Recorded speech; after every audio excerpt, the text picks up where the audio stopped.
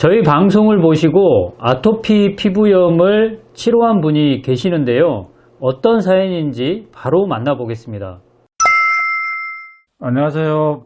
반갑습니다. 저는 교수님의 약초 방송을 보면서 많은 것을 배우고 있습니다.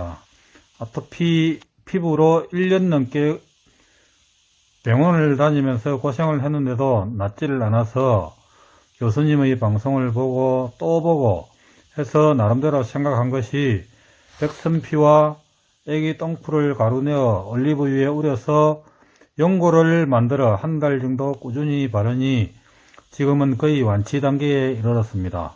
너무 감사드리고 꾸준히 방송 시청하겠습니다. 고맙습니다. 이분이 사용하신 약초는 백선피와 애기똥풀인데요. 오늘은 백선피에 대해서 집중적으로 공부하겠습니다. 백선피는 백선이라는 식물의 뿌리 껍질을 뜻하는데요. 먼저 백선이라는 식물이 어떻게 생겼는지 보겠습니다.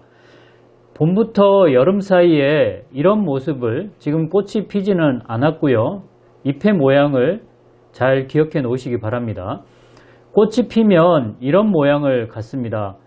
꽃이 예뻐서 원예하시는 분들이 원예용으로 이거를 재배하려고 하는 시도가 있었다, 이런 기사를 본 적이 있습니다. 자, 꽃이 지고 나면 여름 이후에 가을 사이 이렇게 열매가 맺히는데요. 열매도 특징이 이렇게 뾰족뾰족한 특징이 있으니 잘 기억해 놓으시기 바라고요. 우리가 약으로 사용하는 곳은 뿌리입니다.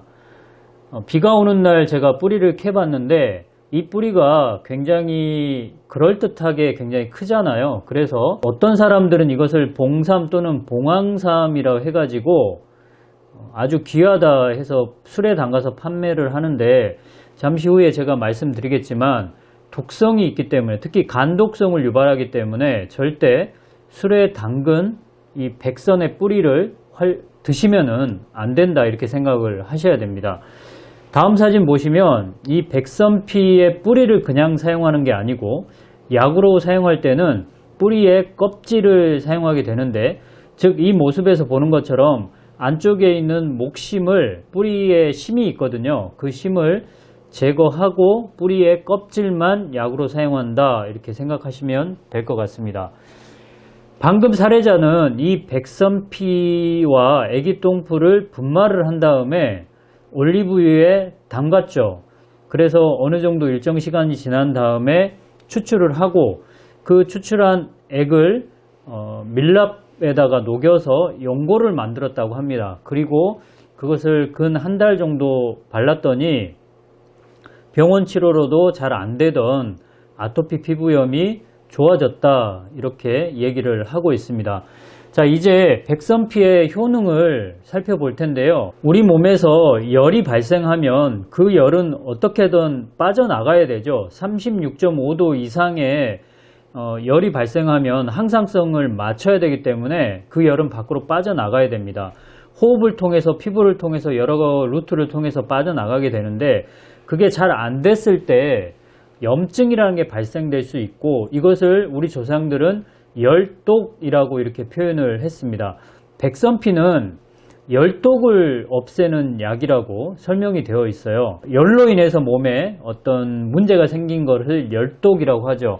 백선피가 그래서 열독으로 인한 여러 가지 피부염, 아토피를 비롯해서 햇빛 알러지나, 백선피는 알러지성 피부염에도 많이 사용할 수 있고 효과가 있거든요.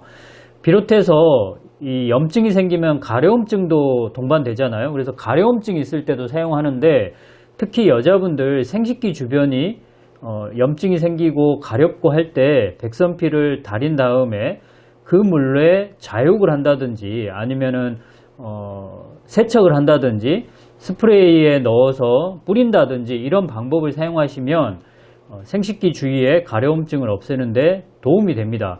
그리고 아토피뿐만 아니고 알레르기성 피부염, 접촉성 피부염, 햇빛 알러지 등등 여러 가지, 우리가 명칭은 다르지만 다 염증성 반응이거든요. 이 염증성 반응을 없애는데 백선피가 도움이 된다는 거죠.